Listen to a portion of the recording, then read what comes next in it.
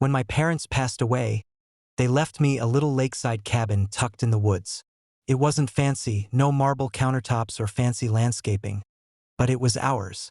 I spent my childhood summers there, catching fireflies and roasting marshmallows by the water.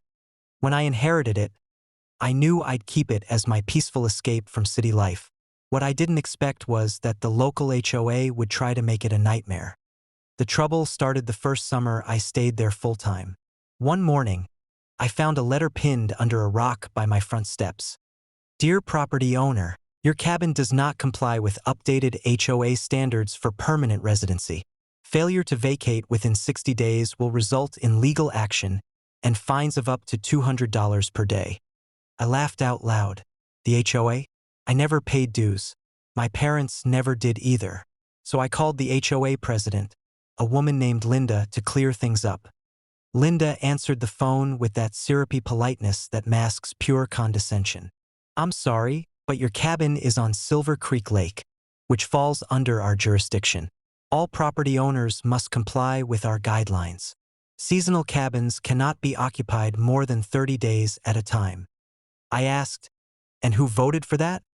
Our board did, she replied. Funny, I said, because according to the county plat, my property isn't even part of your HOA. Linda bristled. I suggest you check again. If you refuse to comply, we'll involve our attorney.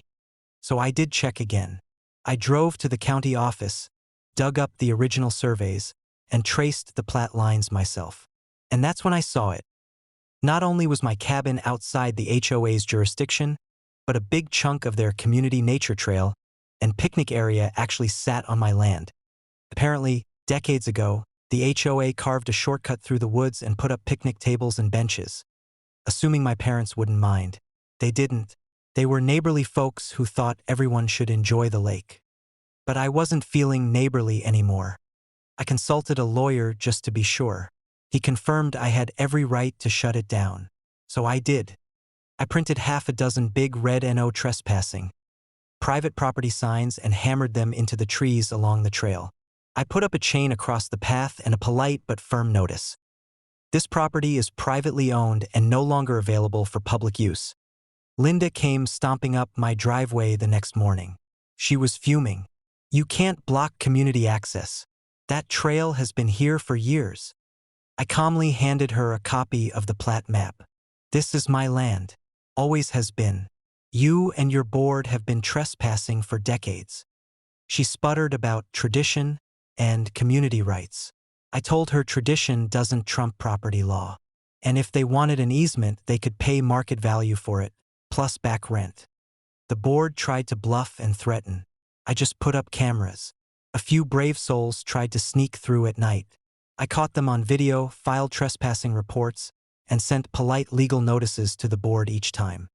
Within weeks, the picnic tables were dragged away, the benches disappeared, and the HOA members found themselves walking the long way around the lake. On their land, not mine. They dropped the whole ban you from your cabin nonsense real quick. Turns out they needed my land more than I needed their approval. Now, when I sit on my porch, coffee in hand, I see fresh "No trespassing" signs peeking through the trees. It reminds me that sometimes the best way to deal with bullies in suits is to know exactly where your lines are, and make sure they know it too.